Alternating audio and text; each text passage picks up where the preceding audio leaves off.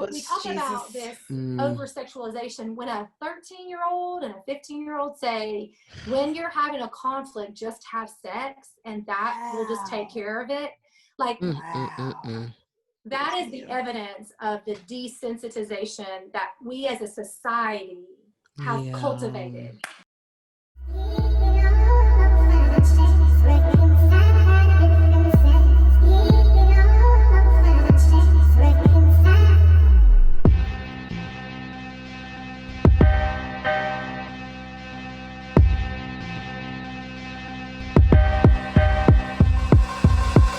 Hello and welcome to the Truth Reveal podcast, where we host conversations that relate in order to reconcile so that we can reveal God's truth. Today we are joined by one of our sisters, Hannah Arrowood. Hey, Hannah. Hey, hey, family. How are you? And I'm also joined by my wonderful co-host, Holly Harris. Wave at the people. What's up? And April Rivers. No. And myself, Latricia Peak, aka Sweet.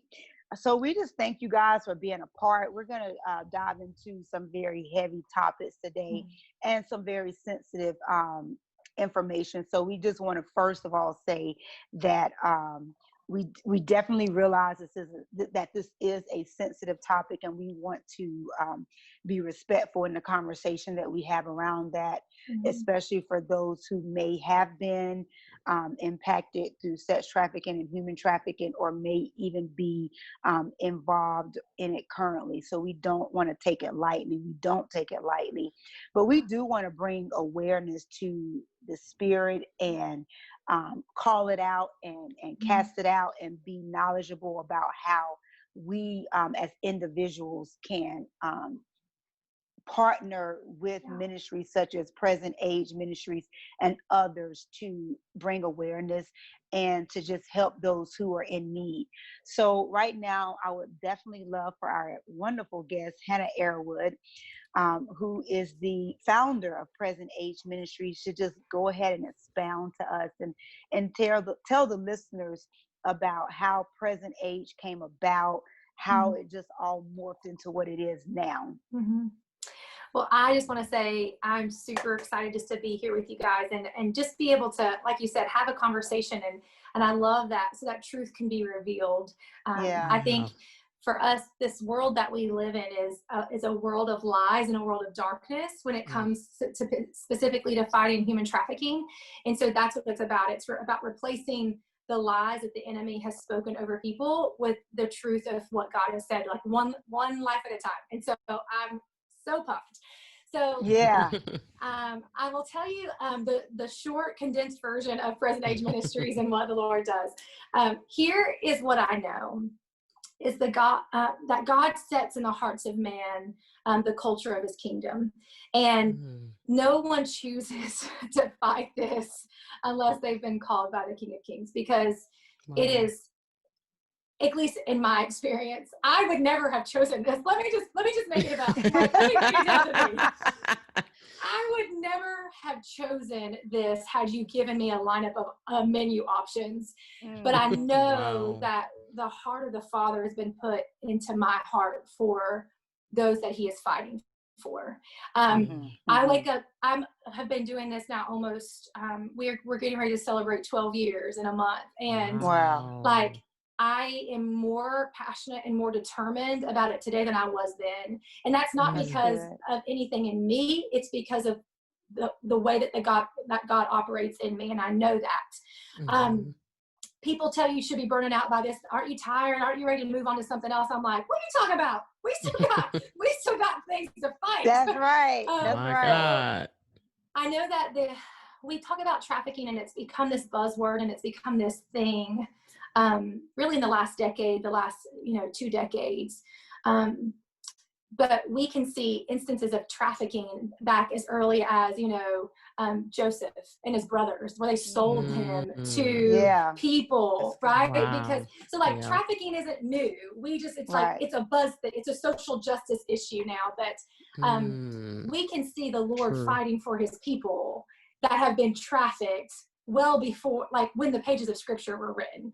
And so Mm. I think for us at Present Age Ministries, one of the things that we are constantly doing in terms of how it formed and what we do and how we operate is, my background personally was in business and project management. So I'm not a social worker, and I'm not a clinician. So in case anybody thought they could look at me and give me the credit, I'm like, no, I actually have no experience.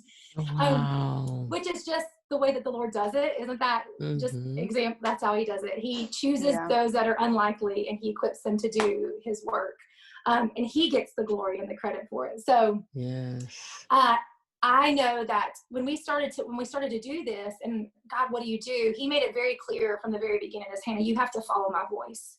The way that culture is saying to fight this is going to be very different than I say that you have to fight this. And because ultimately what you are engaging in is a spiritual battle, and don't ever get confused by that. Oof. Like, this isn't about the traffickers. This isn't about the Johns. This isn't about, the system that you are going to want to fix because you're a systems girl, right? Like all of those things. This is a spiritual war, and I don't lose. And so when you go in with that mindset, and as you build your team, and as you take back territory, and as you expand, don't ever forget that it's in my authority that you go in, and that you cannot go where I've not sent you, or you will be devoured. That's good. So there's this That's good. reality of like, you got to stay right here in the spot, because one step ahead, you lose your covering. One step lagging, you lose, there is this reality of like having to, when the Lord says go, go, when the Lord says stop, stop, when the Lord says wait, wait. And it's because ultimately, what I believe, yes, human trafficking is the lane that God has given us to fight and to steward in terms of the girls that we work with and the families and the communities. But at the end of the day, what he's saying is like, I'm calling you to pierce darkness with light. And the way that you operate as a team, the way that you operate as an organization is going to communicate more about who I am than the work that you actually do. Wow. And so you can't miss it. So. Wow. I don't even know if that answered your question, but absolutely you did. Absolutely you did. Wow. So you guys have been in existence for 12 years. Tell us about Africa. Yes. So one of the very first promises that the Lord said to me, really before we ever even started, I was like, like pre-first board meeting, right? When I'm like, I am clueless and don't know what I'm doing, but I believe you, God, is that, he made like several promises. This is what I'm calling you to do. And like, as long as you stay in this space, you're going to have my favor and my blessing. And one of them was replication. And that word for me, I knew exactly what that meant because I'm a systems girl, right? Like project management background, we create systems that you can not only replicate, but that can be monitored and can be implemented, and who's going to do what and where's the pass off. And so from the beginning, the Lord said, you got to be prepared to replicate what I'm teaching you. And so when opportunities have started to come up to do that, whether it's train other organizations, whether it's expand into different places, we have been ready because that was how the Lord guided from the beginning. And we've had the opportunity to replicate and train on our programming in 3 different countries, Nicaragua, South Africa. Wow. And when we went to Kenya, I knew that there was something different happening. I can remember we were at a meeting with a team there, and we were doing it the same way we've done all those other organizations and countries that we partnered with. And I mean, you want to talk about having a Holy Spirit moment. I had to leave the meeting and I was on my face weeping because I was like, oh God, what are you doing? I don't know if I want to say yes. Wow. But I knew that there was he was saying that you're going to plant roots here. And this is going to be where you start the battle on this continent. And so we started that journey, and we're in the process of being formally legalized as Present Age Kenya. It's exciting, it's a whole new world, literally. But God is faithful. I mean, he has proven himself faithful over and over and over. My heart is convinced of his faithfulness. Wow. So when he says to do something like, hey, you should start an office in another country and in a language and a people you don't understand, I'm like, okay, well, sure, if God says do it. Wow, that's the gift of faith right there. Isn't that the truth? Yes. Isn't that the truth? And so he's provided a team. We have a team on the ground there that is operating as our advisory board and committee, and they're really helping us facilitate the legal process and the trademarking and all of those things so that we can really we can do it well, and we can do it with integrity, and the foundation will be there to support what we know is coming. Wow. That's so awesome. I have a question. That is so awesome. Oh. No, Go ahead. Go ahead. Hannah, so as far as your ministry is concerned, so what role does the ministry play in the life of a young girl or whoever? Are y'all there for counseling after they've been rescued? Are y'all a part of the rescue? At what point are y'all helping to find young girls with families? Like, tell us more about. Yes. And yes. Okay, so, good. So here in the United States, within the Charlotte, North Carolina area, we are really involved in a lot of human trafficking task forces. So there's one that's led by the U.S. Attorney's Office. There's one that's led by a DA's office. There's one that's regional. There's one that's statewide. So we're a part of all of those. And so it really our involvement looks different based on things. We, fortunately, because of that, the trust that's been built over years, over the past decade, we are on site during undercover sting operations, and those happen regularly, multiple times a year. And, we're there side by side with FBI or the State Bureau of Investigation or Homeland Security and local law enforcement. And when that minor is recovered, after they talk to the detectives and things, the next people they talk to is us. Like, okay, let's talk about what this life looked like. So that happens. We oftentimes we work very closely with different partners in the community, such as our school systems, our DSSs, our juvenile justice court systems, our emergency room atrium health cares, things of that nature, guardian ad litem, CACs, you name it. Those agencies that serve children, we have relationships with. And in fact, in multiple counties here around the Mecklenburg County, they are writing protocol, and present age is being written into the protocol of a proper response when victims are identified. So we really can get brought in a variety of times on that journey for a victim. But for us, what we tell the girls and what we tell families is this, is like, we have been brought into your life at probably one of the most chaotic times that there exist. It's oftentimes not, in their mind, it's not the worst thing that's happened, but it's just chaotic. But we're going to be here until the chaos calms. And so that there isn't a timeline for that. Sometimes it's 2 or 3 months. Sometimes it's 2 or 3 years.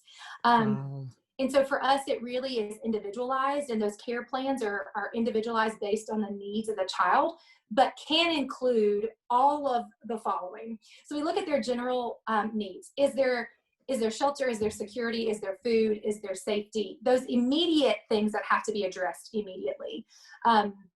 Then we start to get into like the actual, the clinical side of things, and providing case management and counseling, both individually and family. We look at their medical needs, like, do they have STDs? Are they pregnant? Do they have untreated things that need to be dealt with? We look at their educational needs. All of the girls that we work with are under the age of 18. So what's the last grade in school you completed? And do you need to be tutored? Do you need assessments? Do you need to transfer schools? Do you need to do school online? And so navigating all of those things to give them a chance to be successful. Then we start to really look at their relational needs. And so we have group sessions and it's not therapy, but that's as close as a thing that we can describe it as, where we have occupational therapists and recreational therapists and art therapists come in to start to reinforce things that they are learning about replacing those lies, right? You say love looks like this, but you accept this. So where's the disconnect, right? You say these are your goals in future, but your behaviors are this.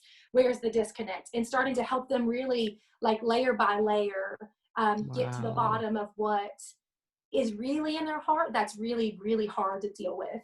And then, of course, there's a spiritual element to us that we hope and pray we get to that place, but we don't always, and that's okay. We trust the nuggets and the seeds that God allows us to plant. But the one thing about the spiritual side that is very, very critical for us is that we never want to take the place of the trafficker. And what I mean by that is this: if we say to them, well, we are a faith-based organization and believe X, Y, and Z, and so the expectation is that you believe X, Y, and Z in order for us to help you and to love you and to support you, then we have manipulated that's good the truth of the gospel. And what we never want to be confused, we never want to manipulate the gospel so it ever be conceived that way. We want there to be this invitation for you to explore what it is that makes us live and breathe, because you've seen it lived out and now you're intrigued by it. And so that's good. And we get to see the Lord do miracles, signs, and wonders all the time because of that. But we also know the damage that can be done if we somehow confuse religion with support and love and relationship, and how that can actually be really damaging for those who are desperate for approval and desperate for that acceptance. And we just don't ever want that to get confused. Wow. Awesome. That is so awesome, Hannah, because I never even thought about that, what you just said about replacing the trafficker. Yeah. Because the distortion of love and support has already been distorted. So, man. Very good. Wow. That is so good. Oh, and I had a question too. Excuse me. Going back to the calling, beyond the calling of God to this, were there any situations or circumstances that helped shape your heart in that direction? Yes. And here's the funny thing, Holly, I would have not said yes 12 years ago, but the Lord has this funny way of like sneaking up on you and like, actually we're going to do some healing in your own life that you didn't even realize needed to happen. So for me, in my life, there were multiple things that I can look back on now that I'm like, oh, well, trauma of my own, victimization of my own that I would have never deemed as that. Similar to our girls, right? Like they don't self-identify as victims. They don't think that what's happening is out of the ordinary or abnormal, because it's just normal to them. And so I think for me, there were many of those things. Abuse in my childhood, sexual assault and rape, things of that nature, as well as being exposed to the satanic cult. I mean, so there was lots of, wow. And then that little thing. Wow. So there was all of those things that I can look back now and go, and the Lord has even as such said to me, what the enemy tried to use to take you out is actually what I used to prepare you for this battle. And that's why you carry the authority that you carry, because I am the one that I was with you in those things, and now you carry my authority into those very places. Wow. But yeah, it's a little bit intense at some periods of my life, but that's okay. Wow. Yeah. That's so good. I say that's he so good. prepared you well. My God. Yes. Wow. Yes. Yeah. Awesome.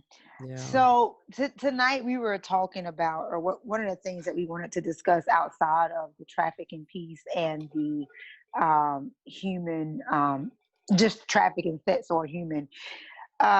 This is the inception of season 3 for us. So yay. So this is episode 1 of season 3, and we left off last season. The last episode, we talked about the oversexualization of children. And that episode was pretty much based upon the Netflix show that's been released called Cuties. That a big just uproar. Yeah, thank you. Yes. I lost the words. An uproar of great magnitude took place within society, where people were very outraged at Netflix, and they made apologies, and just the movie as a whole. And so part of what we were part of this particular episode is kind of like a part two, not a focus on the movie, because we're not trying to come and, you know, do a summarization of the movie, but some of the key components of the movie was just that, the over-sexualization of these 11-year-old young girls. So I actually watched the movie because when we were having our conversation about it, everything that we were talking about was being based upon a trailer, a 5-minute trailer. So I wanted to watch it just for, if for no other reason, for research purposes, to actually see what was infused in it. And I can say, having watched it, I saw even more why there was such an uproar, because it was completely inappropriate. I mean, completely inappropriate for 11-year-old young girls to act out, as well as be actors in. So one of the things that I wanted to ask you, Hannah, in reference to the over-sexualization, as well as the trafficking piece, do you feel like the over-sexualization of our young girls contributes to like a grooming aspect for trafficking, so to speak? Absolutely. I think that because of our work, we get to play, if you will, in 2 different sandboxes. You know, we do prevention work as well as work directly with identified victims. So we see the pre-victimization and the vulnerabilities and the things that are cultivating risk. And then we also see the reality of what happens when there's not an interception in those things. And then the pathway of victimization continues. And I'll share a story to explain what you're saying. Okay. A couple of things. When talking with teenagers in middle schools, sexting is normal, and guys don't even have to ask for it. The girls send it because they think it's expected. And so they're like, I'm not even asking for it, so it's not my fault, you know, said 13-year-old boy, who also isn't mature enough to know what to do with that and understand it. So like, there's that, you know. But we were doing a prevention group, which is those that have been identified as at risk or highly vulnerable. And this was actually with CMPD, and they had a group of students, and we were doing we have created a preventative and early intervention learning system. And so we were doing this with this group of girls, and we got on this topic of, you know, resolving conflict. And, you know, these girls are anywhere from, you know, 13 to 15, 16 years old. So that's the age range. And unanimously, do you want to guess what they said was the easiest way to resolve conflicts? Tell us. I don't know. They said unanimously, well, it was just the easiest way to resolve conflict is just to have makeup sex. That's just like, that just hits it in Jesus. So we talk about this over-sexualization when a 13-year-old and a 15-year-old say, when you're having a conflict, just have sex and that will just take care of it. Like, that is the evidence of the desensitization that we as a society have cultivated. Like, it is not a 13-year-old's fault that they believe that that is the solution. Somebody somewhere has failed to teach them. That's right. And so we want to have these conversations, and it's like, how does this happen? This is horrible, and that's accurate. But what we're not saying is, where's the accountability as adults in the society to say, we have to step up and do different. You know? Yes. There is such a normalcy in our teenagers of not only sexual activity outside of what God has ordained as it should be, but it is now a tool to manipulate. And that is how I can get what I want and get what I need. And so you best believe the enemy gets right up in that. And we just don't talk about that. And we just look at it as, oh, well, they are making bad choices. They know better. Well, that's just normal. Like, we have all of these justifications for the behavior, but we know what never happens anymore is like, but what was God's order, and what was the way that he ordained things, and what happens when we rebel against that. Against that. Because My at the end of the day, goodness. it's the bottom line. Yes. Mm. That I feel like I Wow. just need to have a Selah moment, because I'm still stuck on makeup sets for Right? 13 to 16-year-olds. Wow. When I think of makeup sets, I think of marriage. I think of a couple maybe having some issues, and this is how they resolve. I don't think of that with kids that are 13. And then I started thinking, I'm thinking, okay, what was I doing at 13? Like, what's that, sixth grade? Seventh grade? Seventh, eighth. Seventh grade, sex wasn't even a concept. Well, and think about that. Not only was it not a concept, but it definitely wasn't a concept of what I'm going to do in order to resolve something. Yes. No. Yeah. My resolve would have been fighting. Yeah. Literally. My resolve would have been hanging up that phone with a big old long mighty cord and like slamming it. That's right. That's right. That's right. It. That's why you dumb. Click. That's right.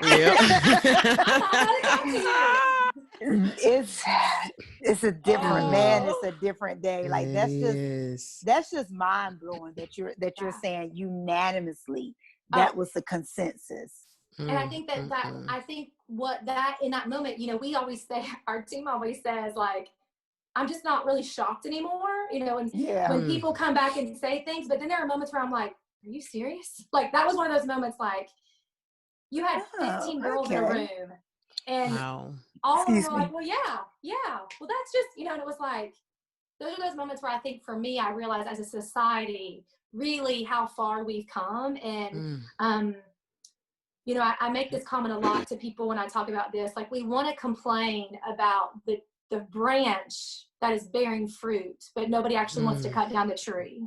You know, it's like, oh, girl, Sheila, write that down. Let that marinate.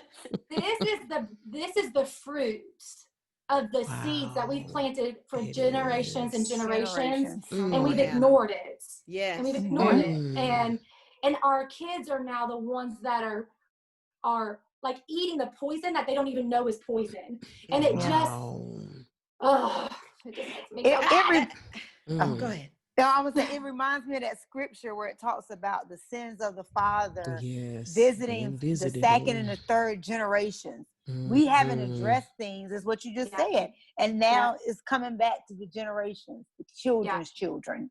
And to me, it's also the confusion amongst the genders, because you know, I know that your ministry is for young girls, but you think about the boys who, in one breath, the adults say, we're not supposed to have violence against women. Women are to be respected. But yet the grown women that are saying this over-sexualize themselves, expose themselves to do all this under the guise of liberation, have this promiscuity. And my young 13-year-old boy who's dealing with this group of 13-year-old girls who thinks that this is the right way to resolve conflict, or has what is called a spam page, which my young son allowed me to know what that was, didn't know what that was. Yes, Hannah knows. Spam page is on IG, and correct me if I get anything wrong, Hannah, where you're invited in, and Mark says, only if you're like good looking. So the cute guys get invited into a link where the girl is either twerking, the worst case scenario, she's masturbating. Yes. And my son don't even have IG, but he's on a basketball team and things like that. And so, you know, the friends, they pass their phones. You know, they pass the phones. And so you have him, the message is, oh, if I'm cute, you expose yourself to me. If I'm good looking and you like me, you do this in front of me.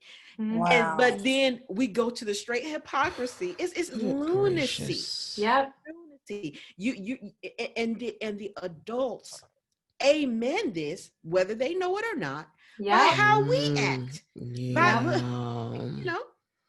Well, and I think that is the reality. When we're in schools, and we're doing prevention work, whether in the classroom or in assemblies, you know, one of the things that we always will talk on and touch on, especially in our middle schools, is how many of you watch pornography? because we know the average exposure to pornography is 11 years old, right? So, and I don't think I think that number is probably, that age is probably higher than reality. But 11-year-old, but that also has become normal, right? Like we were in a room one time of 100 boys and asked, how many of you have never watched pornography? And 3 hands out of the 100 went up. And what do you think? And this was 7th graders. What do you think the other 97 said to those 3? You lying. Yeah, why you lying? Oh, yeah. Like, and then they were ragged because they hadn't. Right. So like there's this reality of it's just so normal. And the conversation that we had with those boys is like, look, I actually don't believe you're a rapist at all. I think what we've created is this normalcy in this society of like, this is just what's acceptable. But how can you guarantee that what you're watching, that person wasn't forced to do those things? Like you watching are contributing to the abuse of other people. And now you know. So you may not have known before you walked in here, but now every time you choose to watch and choose to engage in that type of behavior and online activity, or your friend sends you a video, or you're passing pictures back and forth to each other, what you're actually contributing to is the problem that exists in our society, and you're going to have to just choose whether or not you're going to be a part of the solution or a part of the problem. There's no gray area. But that's the reality. That's the world that they live in, and we try to pretend like it's not, because it's so far-fetched and foreign to what we lived in that we can't even comprehend it. So we're just like, oh, it's just too much, you know? Yeah. Wow. That is welcome crazy. to my world. Oh my God. It's funny because go ahead, Holly.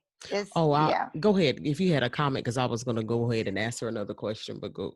No, I was just saying, like, I thought I had seen a lot just doing CPS, DSS, but I swear this is like on a whole other level. CPS ain't got nothing on right, ain't got nothing on traffic anymore. Yeah, it's crazy. Like it's like a step above. Yeah. Yeah. Wow. Well, I think the way that I would often describe it is that, you know, I think we obviously work very closely with CPS and our juvenile justice systems and things like that. And that is what's exposed, right? Like it's been brought to light, because otherwise it wouldn't have come to the attention. So often the stuff that we are stepping into, it's been going on for long times, weeks, months, years, and it wasn't exposed. And so you imagine the layers of darkness that have been interwoven into the child's story and their framework that have to be really dealt with and undone. And psyche. I mean, when we talk about child development and we talk about the way that God designed our brains and that adolescence and that developing of that prefrontal cortex and what we know about how trauma affects all of that. I mean, you know, one of the things that we know, we study things like adverse childhood experiences and the things that affect a child before, you know, for us, we know that it's so common for a trafficking victim to have 4 or more ACEs before trafficking ever happens. And so by the time they're trafficked, they've probably already experienced sexual abuse, you know, physical abuse, parent separation, domestic violence, substance abuse. And so that's why when trafficking happens, it's not even like a red flag, because they're like, well, this is just my life. It's normal. So there isn't even an ability to have a radar that what is happening to me is not what should be happening to me. I was talking with a girl one time, and it was, you know, I walked in and there was instantly, I could feel the spiritual battle taking place. And, you know, in those situations, it's like, okay, I'm in my mind going, Lord, you're going to have to navigate this one, because, you know, this is like day one. I'm trying to like figure out how to go with the part. But I remember, like, she just was very closed off and didn't want to talk, and had been gone for almost the entire year before this conversation. And so very young, very, very, very young, had just entered teenage years, right? Very young. And I remember asking her, like, do you think your life has value? And she looked at her parents sitting there and she said, well, they say that it does. And I said, but I'm not asking what they say. Like, I'm here to talk to you and I want to know what you have to say. And she said, no, my life has no value. And I said, well, what do you think that you're here for then? She said, this is a verbatim quote. I'm here to raise hell and then I'll go to hell. Wow. And in that moment, to me, those are those moments of like light meeting darkness, because the reality is like there was literally no hope in her world. But yet she was willing to sit on that couch and have a conversation. And so I'm like, look, we're going to take that. Right. And so that is the place that we enter into the lives of the girls that we serve. And that's the reality. It's messy. It's complicated. It's, you know, they're going to keep running away. They're going to keep making mistakes. They're going to keep smoking that vape. They're going to keep doing all those things initially, because so much in their world is like in turmoil, and they're just trying to find something to bring some balance. And until that psyche and those traumas actually start to get dealt with, we cannot expect the behaviors to just change overnight. That's the truth. It's not even realistic. It's not. But as a community and as leaders, we want them to just, well, you're out of that situation, so you should just be okay now. Go to school, do your homework, do the, you know, and like, it just doesn't work that way. Wow. Okay, we were talking about the young ladies being trafficked. Have you come across, you know, any men, I mean, not men, but young boys who are also being trafficked? You know, if so, is it kind of publicized less than the female aspect, or? Yeah, what we know is that we know that the prevalency of victimization for women and females is obviously greater. There is a much higher rate. Some statistics like national in-persons trafficking report that's put out by the U.S. says sometimes in that report versus like the national missing and exploited children reports, they vary somewhere anywhere from 85% are female, 15% are male, to 95% are female and 5% are male. So like they vary. Got you. But here's what I can tell you. Okay. I know how underreported female victimization is. So I don't actually think we have a clue. How we don't even really have a good guesstimate of how many females are victimized when it comes to sex trafficking.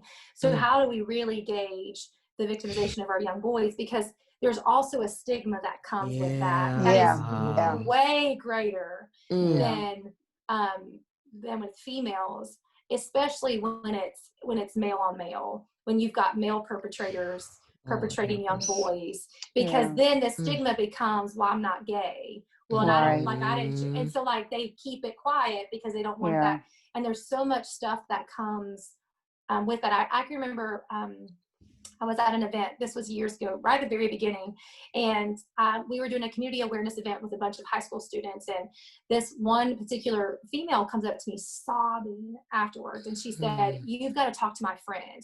Like, I never had the vocabulary, but I've always known something was wrong, and what you just described is exactly what's happening to them. Wow. And I said, okay, well, let's set up a time to talk. So we coordinated it with the local, with the resource officer at the school, because at that time we didn't know any information, and they're people that I can trust. And so we called them, and we're debating there, and I'm telling the police officer what's going on. And he's like, I just don't believe it. I know this student. I know the family. Like, there's just no way that that's happening. Wow. Well, in walks a 6'2" boy. And I thought, I mean, she never told me it was male or female, you know, whatever. I just assumed it was one of her female friends. And this boy sat across from me, and I remember thinking, oh God, like I have no idea what to do, right? Like, I do not have a clue how to navigate this. But he began to say, you know, like, just the horrificness of what has happened. And I remember asking him, well, when's the last time? And the police officer's sitting right there with me. So like, he's there and hearing everything in real time. And I said, you know, when is the last time this happened? Like, has this been going on recently, or is this something that happened years ago? And he was like, last night. And I remember like wanting, you want to know those moments like you want to go run and vomit? Like Oh, that was one Yeah. of those moments, right? God. And he just looked at me and he said, do you think you can get me a counselor? Like, I think my mom will let me go to counseling. He said, I don't want to say anything because perpetrator was dad. And he said, it'll just make it worse. We've had DSS involved before. It just made my life a living hell. I'm about to graduate. I just want to get to graduation because then I'm leaving and I'm never coming back. Right. And so I remember in that moment going, he was like, last night, and here I am at math class. Right. Just casual. Oh my. And so I think that those are those moments throughout over the last, 10, 12 years that I'm like, our kids just like, this is happening to, it's literally just like, oh yeah, I watched The Bachelor last night. I watched an episode of, Blacklist last night, like whatever that is. And it's so normalized to them that they don't even think or know to tell somebody that something's wrong. Wow. And I think that is the unfortunate, and especially when it comes to our boys, they're just not going to talk because it doesn't feel like there is a safe place for that to happen, or that they'll be heard, or that they won't be shamed. And I think that is so important for us to understand. Oh my word. Yeah. Oh. I really, and I know we have a protocol and guideline we're supposed to be going by, but just you saying this, I'm really almost in tears. And my thing is, I heard an actor say this before. He was a survivor of child molestation. And he's talked about there needing to be a safe space, not just for the victims, but for child molesters. And it sounded weird. And then I was like, I got it. Because he said that when they know they're going to harm a child, right? Pick up the phone and call somebody. They need to be able to say, this is something I feel. Yes. I'm having these thoughts. I want to do this action and I need help. And without fear of certain prosecution, where they can actually get help if they want help. And to know that you're about to victimize someone, just like alcoholism. Just like, you call that partner and say, I'm about to take a drink. I need you to come. I need you. Those triggers, because a lot of times, not that I know everything about that, but a lot of times the child molesters were child molested. And it went unchecked. And the sickening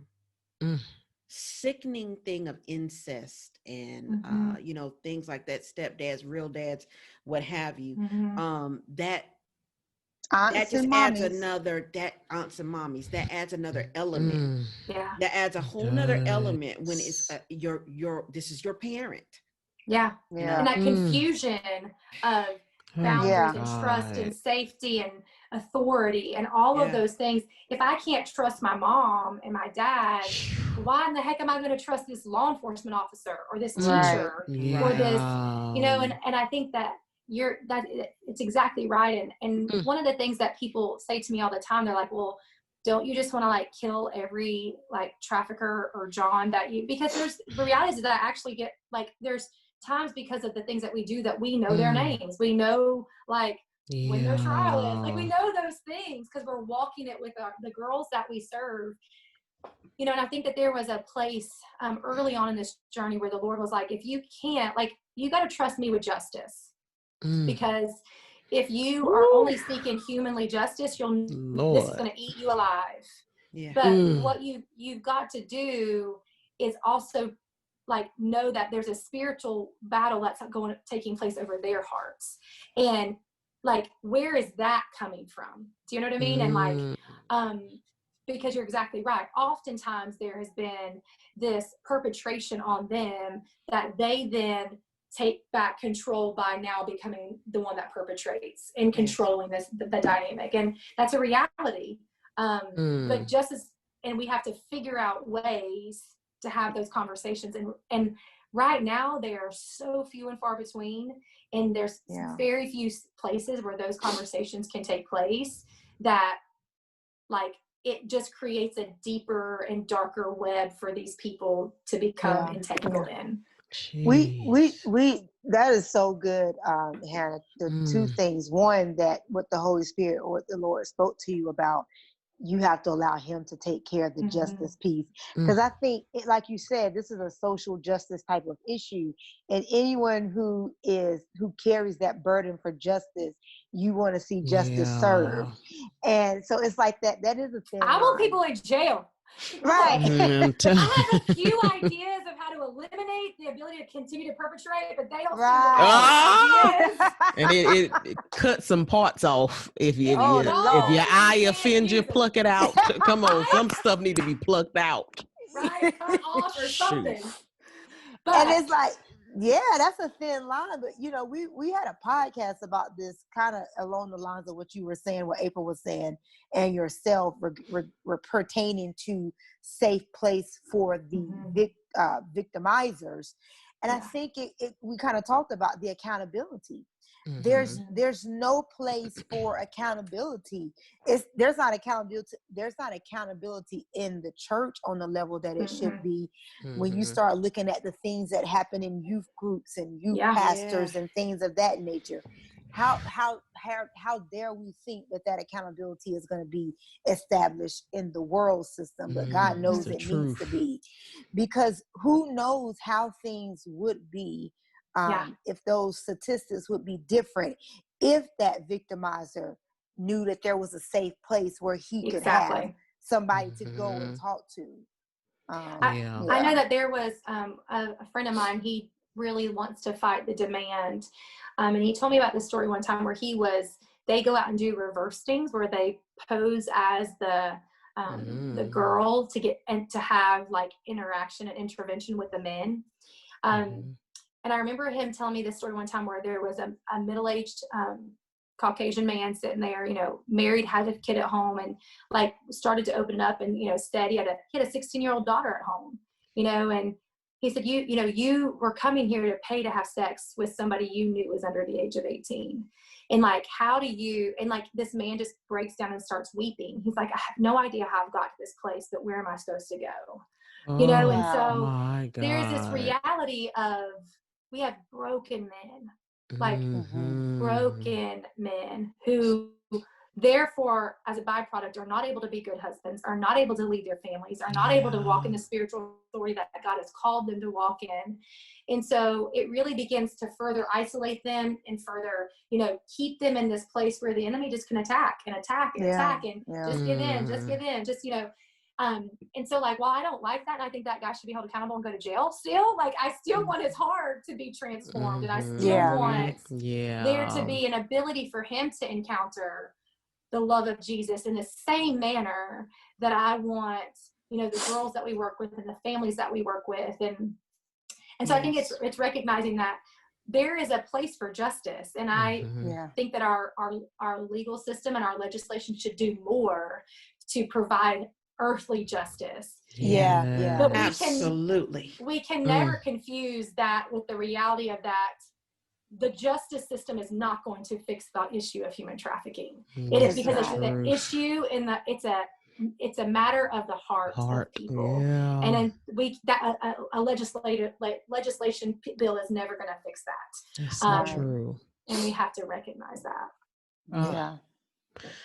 And, speaking of the perpetrators, I know there was this TED Talk, I think it was back in 2018 or 2019, because I just, in our attempt to, provide a safe space for them, I don't know what her agenda was. What basically she was trying to make pedophilia okay, or pedophilia being a sexual orientation. I've seen it. Almost trying to remove, the stigma and normalize it. It's like what is really going on. Yes.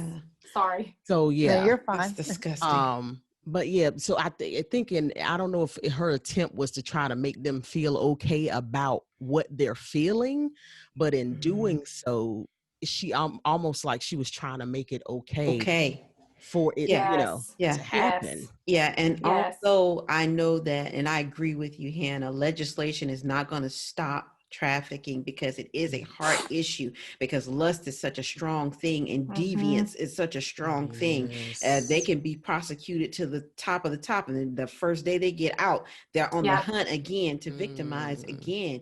But when we have legislation and and things that aid and abet it to make it more normal, Yes. as Yes. and sweet forgive me, Speaking I'm probably going of, No, all no, no. out go of order. ahead. Go ahead. But You're flowing. in the state of California, that bill Yes. that was passed to basically lessen the sentencing Yes. for pedophiles, as long as it was a 10-year or less age difference, as if 24 and 14-year-old is good, and as if a Lord. minor child has the power to consent, which they don't. Nope. You know, to lessen that, and then for them to couple it. This is how we know, like you started this at the beginning, saying this is a spiritual battle. Make no Right, right. mistake. And for people who may think, and our listeners who may think that this is not a spiritual thing and it's just a natural thing, let me tell you something. They are commingling this thing Yep. with the LGBT, trying to make it a LGBT situation. And in me saying that, I want our listeners who are part of the LGBT plus community to know that we're not commingling it. And I hope that I know it's many people in that community that would say that is disgusting. And no, we're not adding the letter of minor attracted person. They've even created Changed the another. name. They've created another Lord have acronym mercy. for a minor attracted person. Minor So attracted. so we're not adding that letter at all. But they commingled that to get that passed while we're all because it originated, what Sweet, was it 2019? It's So an old go ahead. Yeah, in February of 2019, the bill first, it's called the Senate Bill 145, and this is taking place in the state of California. Basically, initially what the bill was saying was that what April already said, for any type of, that you wouldn't be put on the sexual registry if some type of situation took place and there was a 10-year, less than a 10-year gap. And initially back in last year, it was thrown out and it was denied. Well, in the spirit of COVID and everybody's attention being turned, they snuck it back in. Snuck it in through the back door around September the 12th, I think, of this year. So what they did was the LGBT caucus in California said that this was a bill that they were putting in place because because there was discrimination that was taking place against LGBT youth. And because they may have been engaging in sexual acts that were being considered as sexual crimes, and because the majority of LGBT youth may not be engaging in vaginal intercourse, they talked about oral sex and sodomy. And so these are things that are taking place. So as to not penalize these youth, we're going to put this bill in place that does not allow them to be placed on the registry, but leave it up to the judge to determine case by case. But what that does is, what about those people who are legit pedophiles who are doing things to children? Then they're not automatically going to be placed on this registry. And then in California, the age of consent is 18 anyway. Exactly. So what y'all doing? And so it got passed. Giving a right to being freaks and pedophiles. That's what they're doing. And California, shame. We know your name. Look out, dog. Nasty. Well, and I think you're so right. I think that is the reality of that. There becomes that we're desensitizing things even more and more and more and more. And the reality of it is if our federal law says the age of consent is 18, how do they get to redefine that and say, well, in this situation, it's not, because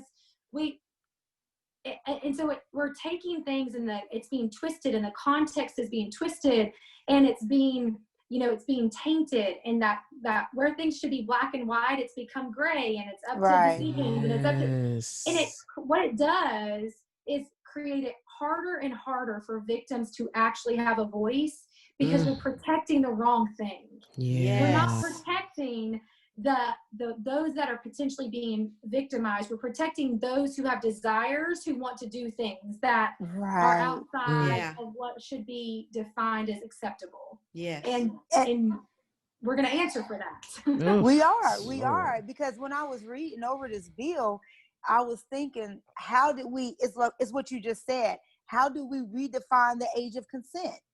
How did you come up with that? How did they come up with 10 years being an appropriate age? Because whether it's homosexuality or not, I don't care if you're 24, if you're a 24-year-old man and he's a 15 or 16-year-old boy, it's still molester. That's still pedophilia. Yeah. And so it was very, very disturbing just, reading over this and seeing how the way they snuck it in through the back door. And when I was doing the research, the reason why I keep saying this, they snuck it in through the back door, because they were only supposed to be voting on things that were COVID related or things that were dealing with emergency relief, because everything was tunneled or focused on COVID and Corona. So they kind of just slid that in there, and a lot of people just didn't know. And so, a lot of the commentaries that I've read, people are saying things like what we're saying. Who's protecting these children? Right. Yeah.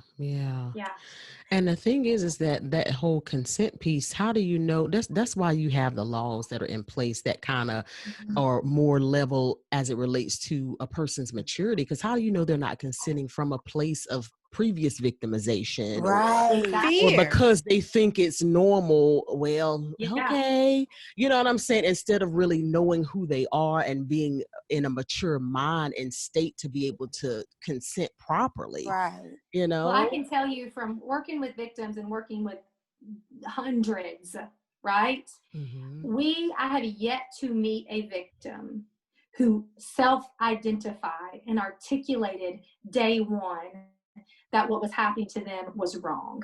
Wow. So knowing that, of what they say is, nobody's making me do anything. I want to do this. Well, guess what? They can say that, and I believe them, because I believe that in that moment, that's what they believe. But because I know the law, and the law says that you're 14, you can't choose to exchange, money or drugs by having sex with this guy, because you aren't old enough to book a hotel room. You aren't old enough to drive. So you didn't have yourself there. You didn't rent the hotel room yourself. Come on. Somebody else is coordinating this for you. That's so good. You can say all day long he loves you, but I know, whether you ever acknowledge it or not, that someone has manipulated you and taken advantage of you, and it is my obligation to protect that. Yes. And whether or not you ever acknowledge that this person coerced you into doing things, I could care less about that. It doesn't mean that that person who was doing it shouldn't be held accountable. And that's where we get things twisted. We're waiting unless somebody says, I was a victim and I think you should you should press charges or do something like that. We just really are like, there's really nothing that we can do. And that's why we're in the place that we're in, because we're putting the burden of proof on the victim rather than looking at what has happened and saying, that's good. It is our place to protect. Absolutely. And we've gotten that confused, and it's become political, and it's become about legislation. It's become about all these things instead of a matter of moral code, that there are kids being brutalized and raped, and we're watching because we're saying nothing. Like that's and we don't like to make it that graphic, but the bottom line is when we say nothing, silence is stronger than words sometimes. Absolutely. So we've got to just decide which side of the camp we're going to encamp in, and then that's where we have to work from, Yeah. Sorry, Yeah. I feel myself getting riled up. I can feel like I the know. blood pressure. I know, Hannah. No. Hannah, look, Hannah, I'm ready to fight right now. You a too. warrior wanna in the ride out? spirit. I'm telling you. Look, I I just do keep know having some sea songs. life. I'm just saying. Oh man. Though how do parents, I don't know, even begin to arm their children with the knowledge that could help prevent them from being a victim? Yeah. I don't even know if my Let's just mind is start there, blown right? right now. But go. Here's what I will tell you. My number one advice as a parent to parents, right? I've raised two teenage daughters. So I've done this thing called parenting. And so I get the complications of it, the difficulties of it, especially raising daughters, right? In the world that we're in.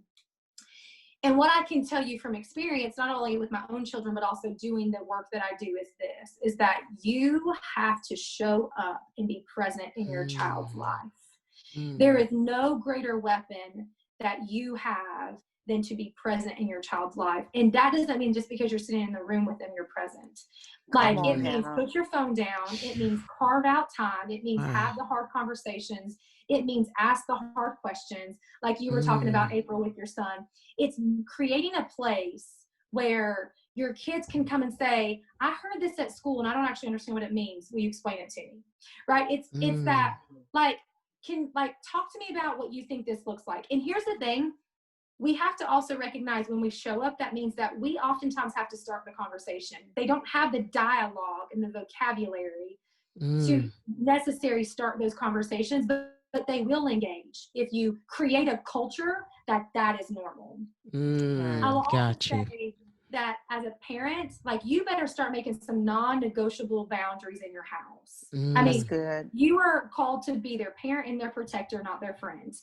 And guess what? They're going to hate you, and they're going to be mad at you, and they're going to stomp their door. They're going to stomp up the stairs if you have stairs, and they're going to slam their door, and like, they'll be all right, and so like, they'll be fine.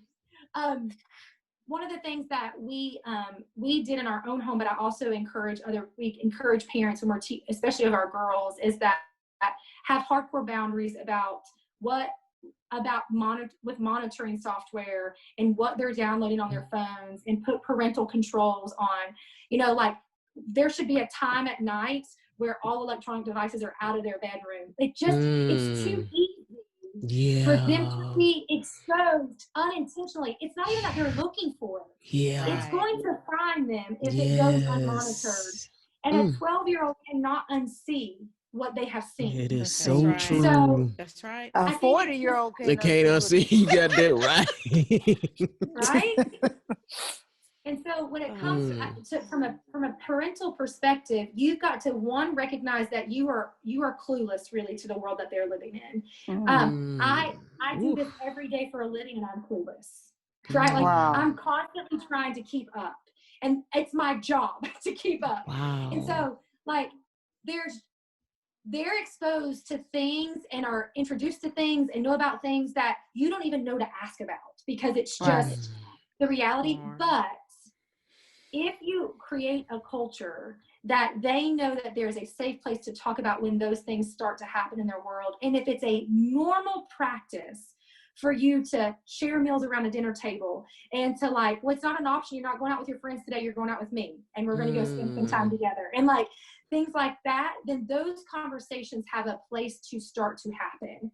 And that's the biggest protection, because you want to know what perpetrators and traffickers do? They provide love and acceptance when it's lacking. They fill a void. They fill the void. And so if you've got to, as a parent, do everything in your power to ensure that that void isn't there in the first place. And that means giving them community. It's like I tell my daughters all the time, I put strong women in their life on purpose, because I'm also not naive to think that they're going to always come to me, right? There are going to be things that they don't want to tell their mama, right? They don't want to disappoint me. They might be embarrassed. And so we've created this cult. Like, look, I told my daughters that I get that there may be situations that you find yourself in that you're like, how in the literal hell did I get here? Right. And you need someone to reach out to. And you will never be in trouble for reaching out to someone in this group of people if you find yourself in that situation just because you didn't reach out to your mama. And so it's create like having those conversations before things happen. Wow. So that they know how to respond when they find themselves at that party and they don't know how to get out of it. When they find themselves, you know, with a group of friends and something happens. And so it's helping them learn to be proactive versus trying to expect them to have the maturity to respond in situations that are really vulnerable. Wow. That is really very good. good. So good, Very good. Hannah.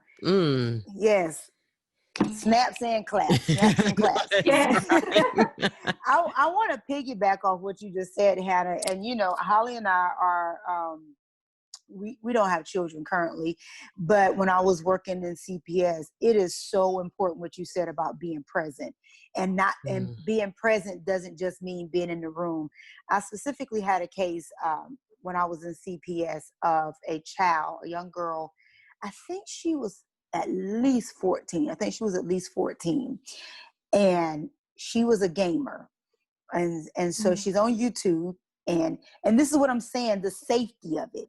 You think, oh, she's just a gamer. She's on the computer playing games. Literally, that's what she was doing. She's on the computer. She's a gamer. She's playing games. She's in the anime. Whatever she was doing, whatever gaming system she was playing, it allowed her to interact with other gamers. Yeah, she has chat. She starts chatting with a young man who was, he was either in like Chicago or Detroit. It was like at least 12 hours away wherever he was at. Now he was in his early 20s, like 22, 23. She's 14.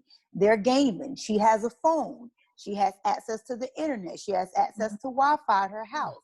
But there were already signs that had taken place. She had already gotten in trouble with the school year prior for going on to inappropriate sites at school. Like there were all these things leading up to the big kahuna taking place when I had the case. And the big kahuna was, mom was I don't want to say she was a workaholic. She was working. She worked 2 jobs. She had to provide for a family. Mom was at work on the weekends. This was customary. Little girl told mom she was going to visit a friend. Dad was working too. Stepdad was working. So you have both these parents who are working. Stepdad was home, but he had worked 3rd shift, so he wasn't really present. He was just there. She went to visit the friend. Mom comes home. Hey, where's Judy? Well, I thought she went to go visit a friend. Long story short, time had started to elapse and they couldn't find her. They're calling her friends. They're calling her. She's not answering the phone. Nobody knows where she's at. They're going to all of the places where she would possibly be. Little boyfriend's house, little girlfriend's house, grandparents, no contact. Judy all of a sudden pops up, comes down the street, walking like nothing has happened, stops by the neighbor's house. This is customary. And the neighbors are like, you know, your parents are looking for you. By this time, they called the police. Like they're in that frantic mode because they didn't know where she was. She came, lied about where she had been. And when it all hit the fan, she had been at the hotel that was probably about a mile or 2 from her house. So she had a nice little walk to get to this motel or hotel. Had met this gamer who had purpose to fly or drive the 12 hours to little old Concord to meet up with her. My God. And the reason how they found out was because mom took the phone and started going through the text messages and going through the exchanges. And by the time I think I closed the case, they actually had got him. They had to interrogate him. He lied. She finally opened up and was like, you know, there was semi-penetration, all of this stuff. And it was like this whole big ordeal. And mom was clueless because she was gaming. And everything took place from her phone. And that's our reality. That grooming takes place. It goes back, that story suite like encapsulates everything that we talked about. Grooming, recruitment, the age difference, the adult should know better. Like all of these things that we've talked about, like is perfect example of what this could look like.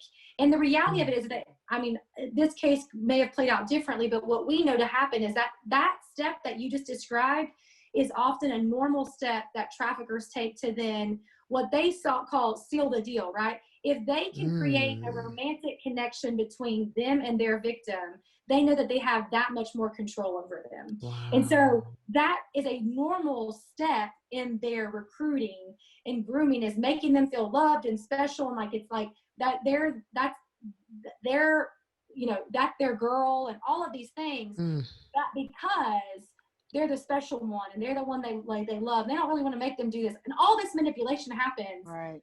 But there's also, we don't ever talk about this when it comes to victimization, but when we talk about, at least it's not out in the forefront, that trauma bond and that Stockholm syndrome, when you believe that you are in a relationship or in love with somebody, and that's the person that hurts you the most, there's a much deeper wound that has to be healed. Yeah. That betrayal is that much worse. That pain is that much deeper. And that's often what happens with the girls that we work with. And it goes back to what you said initially, Hannah, when you were talking about it's a spiritual battle. What you just described was a strong soul tie. Exactly. And so like the recognition of that has to be broken. And like, if it's not broken, then there are those ties, and that stronghold remains, and so therefore has the power to continue to influence and continue to wreak havoc in their life. Right. Yeah. Man. Wow. And you know what stands out in that, and just me as a parent, just, like checking myself, I'll go through and I'll go and look at any sites, like, give me, I'll just roll up on my son, but go behind him and be like, what you looking at? What, and not that I don't trust him or anything, but he's a child. And it comes for them. Like Hannah said, all it is an inbox with a heart smiley face. Hey, how are you? Or their friends who be like, hey man, look at this. Look at it, and just being there, because what that story told me, that Sweet just said, if they had just done what Hannah had said about being present and being active, if the mom just had made a habit, and not going to put this on the parents, but if the mom had already had a habit of going through her phone, she would have caught that in the inception, right? She would have caught that, or at least the daughter would have known, like, she's going to find this or what have you. So, Yeah. And it's like, funny. Go ahead. I was just gonna say, like, as far as like, how does a parent navigate that? Okay, she's working 2 jobs and the husband working 3rd shift. It's like the game is almost parenting the child. Like, how does I'm gonna put my 2 cents in as a parent. I'm sorry. I'm gonna say, have less, live smaller, and do, you know what I'm saying? Like, let me tell you something. I'm sorry. Let me just say this. Hannah, I'm a single mom right now. Okay. And as a single parent, I had to make a conscious decision because I already knew, I have seen friends of my friends and my sister's friends where she would live next door to a next door neighbor, where it's kids watching other kids, and the kid, and because the 2 parents are working 2 and 3 jobs, and to me, there was a decision that had to be made for me, that I am going to live smaller. I'm going to live beneath my, as small as I could, but in a safe neighborhood. But I was going to have to, I was going to have to suck it up with this 1 9 to 5, so that I'm not leaving my children vulnerable. So I'm not always gone. And I hate to, I'm not trying to shame parents, but we've got to think about things differently. My children's well-being means more. If they've got to, wear less name brand things, if we've got to buy the generic brand of cereal, that is so much less traumatizing than them being victimized. My Lord. Hello, somebody. Yeah, you are 100% right, April. And I think the reality of it too is this is where I really believe the church has an opportunity to step up, because we were created for community. And so like your struggle should be shared, and those burdens should be shared. And so like, it not only causes us to like get over ourselves and our pride to ask for help, But it also Yes. causes us to like count the cost to walk side by side with families to say, no, I will commit every Tuesday or every Thursday or whatever it is if there is a need, because there are times where, you know, maybe a parent is working 2 jobs just to keep a roof and food on their right, for whatever reason. Well, who's stepping up to help that family? That's So Right. that true. those kids aren't left vulnerable, because we like, right, wrong, or indifferent, even if it were owned by choices that they've made, how will they learn to make different choices if people aren't willing to get invested and get involved?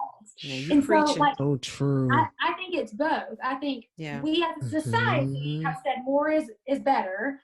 And so therefore, if you, I mean, bless some of our girls that I work with, I love them to death, and they all like, they have a lot of them come to us pregnant, right? And our babies having babies. And I know one of the battles that we find all the time is like that baby comes out and they're wanting to buy them Air Jordans and they're wanting to buy them, you know, Nike gear. And I'm like, she better buy some boo-boos. can you buy your wife right now? Because I'm pretty sure I just supplied you for a month. But you somehow found $80 to go buy them size 2 shoes that are only going to last about 30 days. Come on. I'm like, help me understand this. And it's just helping them reframe that, like, think about, like, but again, it's normal until it's not anymore.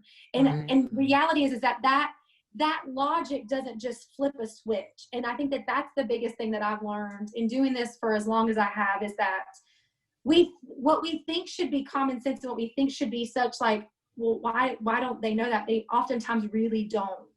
And so it's taking the time to teach and walk alongside of one another so that there can be a different perspective and a different normal. Wow. Yeah. That's good. Selah. Yes. Let's just pause and meditate on all of that. Man, God. This conversation. was such a good conversation. Man, yeah, it was so good. I'm saying Selah because it's just so much to chew on. It's so much to be considered in prayer. It's so much that as a society, as a church, that we have so much growth potential. Yeah. Absolutely. I want to look at it from a positive. Maybe we have not done all that we can do, but man, we have the opportunity to do so much more, and we have the capacity to do so much more. So I'm so appreciative for God being God and placing these burdens that he's placed different burdens on all of us. That's why we're the body, and some of the hand, and some of the legs, and some of the toes, and some of the feet, but we all work so good together jointly when we do what we're called and purposed to do. Nobody can do what Hannah's doing because he created Hannah for that. He created Holly for what Holly's burdened to do. He created April for what she's burdened to do. And I think that's just the beauty of who he is and his infinite wisdom. So man, Hannah, thank you for Present Age Ministries and all that you are doing for the young men, the young women, the families that have been affected and impacted by human trafficking and sex trafficking. So at this stage in the game for us, what we like to do is just do a round table and leave final thoughts. So we'll start with you as our guest. One of the things we definitely want you to mention is how our listeners can partake, become a partner, list your information, how they can find out about more things that Present Age is doing, and just be aware. Absolutely. Well, ladies, thank you. It's been a joy and a pleasure. Even though the conversations are heavy and complicated, it's always a pleasure to talk with like-minded people who will just allow a space for those conversations to happen. So really just thank you for that opportunity. So if people are interested in getting connected with Present Age and the work that we're doing, I encourage everybody to go follow us on social media, Facebook and Instagram. We all the time are posting updates and facts and information and statistics and links to different things, events and things of that nature. And so that's an easy way for people to stay connected. You can also visit our website, which is presentageministries.org, where you can sign up for our monthly newsletter. But also, if this is something that your heart has like been stirred for, and you're like, this is the thing that I've been created to be a part of, get connected with us and reach out to us. You can do that via email or sign up for our volunteer information session and find ways to get plugged in to volunteer with us. And I think it's not just another way, it's such a critical way, is invest and sow into the ministry that's being done. As you can imagine, it takes a lot to provide care and support for the girls that we get to serve. And, in August of 2020, we got 11 referrals for 11 new identified victims. Wow. In 1 month, in a 30-day period, 11 new referrals. And that has been the trend. We usually have about, on average, 4 or 5 new referrals a month, that puts us about 50 a year of new girls. And during COVID, I think we've had 35, 40. Wow. Because it only is increasing, and it's only. And we rely on the financial support of the community. We don't take any federal or state funding. And so if the church doesn't step up, we are also going to have that to answer to. And I don't say that out of guilt, and I don't even say it out of, I used to be like really timid to say it, but like, this is our responsibility. He tells us it comes at cost. And so maybe you have to give up a Starbucks once a week, or maybe you have to give up cable or whatever that is. But, if God is placing the burden on your heart, I promise he will multiply it exponentially if you just sow and are faithful to do so. But I also can promise you that the return that you will reap is greater than anything that you can imagine, because you're sowing into the lives and the souls of those that, it's like when in scripture where it talks about the shepherd who leaves the 99 to go after the one. We get to watch this pursuit of the one on a daily basis. And how he cares for that, and how that tender love of the shepherd, brings them back into the fold. And it's just something incredible to be a part of and to partner with. And we would love whatever capacity that is for anybody to partner with us. Wow. Thank you so much. Thank you. Yes. Holly, April. I don't even know what to say. The only thing that keeps ringing in my head is from Spike Lee's movie, Wake Up! All the way around. Church, wake up. Parents, wake up. You know what I'm saying? It's because this is really, really an issue that we need to dive headfirst in, whether it be, boots on the ground, whether it be sewing like Hannah has suggested. And I'm just overwhelmed by everything that we have talked about this evening. That's about all. That's what I'm gonna leave is wake up. Wake up. Well, I'll just say this. I'm glad we had this conversation, as heavy it may be. I thank God for Hannah. I thank God for Hannah's crew and the ministry. And what we like to do here at Truth Reveal is we bring up these issues, but we also bring up empowerment. We are not powerless. Because it's one frustrating thing to keep talking about all these heavy issues. And today, in today's society, we have a lot of things going on, a lot of issues, and people just like to kind of mull over the anger and the outrage. But here at Truth Reveal, we like solutions. And Hannah's ministry is a solution. It's a solution. It's part of the solution. It's one piece to this big thing. So, the ability to be able to sow into this ministry is a great thing. To be able to put awareness out there that there's things like this that does exist. This is something that God does care about. And he's created the ministry of Hannah, and there's other ministries like Hannah's, and he's created our systems to partner with this. So I wanted to say I'm just thankful for the conversation, and just to let our listeners know, like, this is why we have these conversations. You are not powerless. Your voice is a big thing. And I want to say this too. Just I feel like I was harsh on the parents that are working 2 and 3 jobs. Just to keep a roof over here. I'm coming only from my own experience. I do understand that there are jobs that are so low paying that you're just barely getting by with 2 and 3 of them. But I like she said, it makes me think of my own accountability, that the Lord may use me at one point where I can watch someone's kids while they have to work third shift, and I I can be that, you know, since I am home, you know, in the Mm-hmm. evenings, things like that, if God will allow that to happen. And then the accountability for the church as a whole. And then and like my last and final thought, you know, is shame on you, California. Shame on you and my people in California. Y'all raised some sand here. Y'all can fight for everything else. Y'all fight for these children and write your governor and write the people that voted yes on this bill and tell them how you really feel. And then you gotta think about their motivation in passing that bill. What's at the root of that? Why you want to pass that through, sir? Okay, I digress. Honey, you're trying to start something all up again. Like that's a whole nother comment. Yeah. I echo everything that has already been said by Holly, by April, and by Hannah. You now have a solution. You have a part of a solution. So, you know, we provided an avenue for where resources can be targeted, where your time can be targeted through volunteer work, your money, and your awareness, telling someone else about present age, bringing awareness to this very, very, although it's a buzzword, it's still a reality. This is happening right in our back door.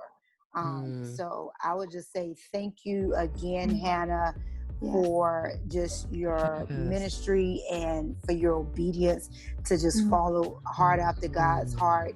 And we just pray strength to you, that you do not grow weary and well-doing. So thank you so much. This has been another episode of the Truth Revealed podcast. A great one, like too. us My Lord. on Facebook. Yes, it was. Yes. Subscribe to us. Yes. And share. Do not keep us to yourselves. That's right. Absolutely. All right. Have a good night. Thank you, guys. All right. Bye.